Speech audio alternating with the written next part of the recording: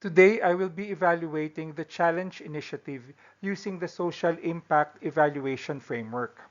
The Challenge Initiative, or TCI, can be evaluated as a relevant and potentially sustainable public health intervention under the Social Impact Evaluation Framework.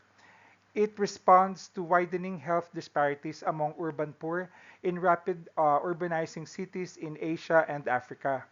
Its focus on voluntary rights-based family planning and adolescents and youth sexual reproductive health addresses not only service gaps but also broader concerns related to inequality, access, and empowerment. The first criterion is the significance of the social problem. In this area, TCI performs strongly.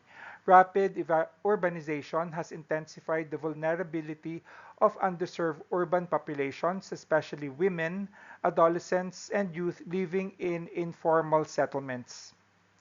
Limited access to reproductive health services, stigma, and weak local health systems contribute to preventable maternal and child mortality and reduced reproductive autonomy.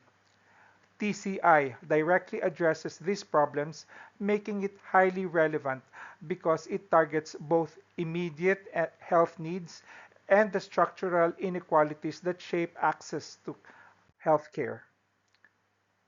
A second criterion is the clarity of the intended social change. TCI demonstrates a coherent theory of change.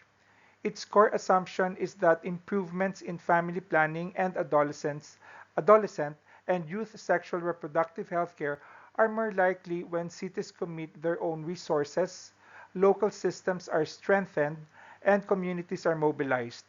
Through its business unusual model, cities must first opt in and invest their own financial and human resources before receiving technical assistance. This reflects a deliberate pathway towards self-reliance and sustainability rather than dependence on external aid. The third criterion is stakeholder engagement and participation. TCI is particularly strong here because it identifies both direct beneficiaries and institutional actors. Women of reproductive age and adolescents or youth are the primary beneficiaries, while local government units, mayors, city health officers, and planning committees are treated as strategic stakeholders. This is important because local health budgets, policy priorities, and implementation structures are often determined at the city level. By engaging both communities and decision makers, TCI recognizes that health behavior and service access are shaped by institutional as well as personal conditions. Another criterion is inclusion and responsiveness to social context. Excuse me. TCI shows strength here through its rights-based and voluntary approach and its focus on underserved urban populations. Intergenerational dialogue suggests recognition of the role of social norms and family relationships in shaping reproductive health decisions. Male engagement campaigns further reflect an understanding that reproductive health is shaped by gender dynamics and male influence. This makes TCI socially responsive because it works not only at the individual level but also at the level of norms and relationships. TCI also performs well in terms of social mobilization and social marketing. The deployment of trained social mobilizers for neighborhood campaigns and door-to-door counseling reflects strong grassroots engagement. Referral systems connect demand generation with actual access to quality assured services. The TCI University functions as a digital platform that spreads high impact interventions through coaching, evidence based toolkits, and an online community practice. Together, these strategies show that TCI goes beyond awareness building and actively supports action and service uptake. A final criterion is sustainability and systems change. This is one of the TCI's strongest features.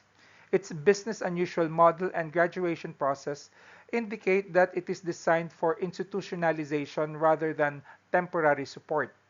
Cities typically work with TCI for 3 years and are assessed for self-sufficiency using the RAISE tool before graduating and assuming full responsibility for the program. This design seeks long-term change in governance, budgeting, and service delivery. Overall, TCI can be assessed as a relevant, structured, and potentially sustainable social impact intervention. Its strengths lie in its response to urban health disparities, its integration of social mobilization and social marketing, its engagement with local governments, and its model of self-reliance. While more evidence on long-term outcomes and equity effects would strengthen the assessment, TCI already stands out as a credible model for urban public health reform.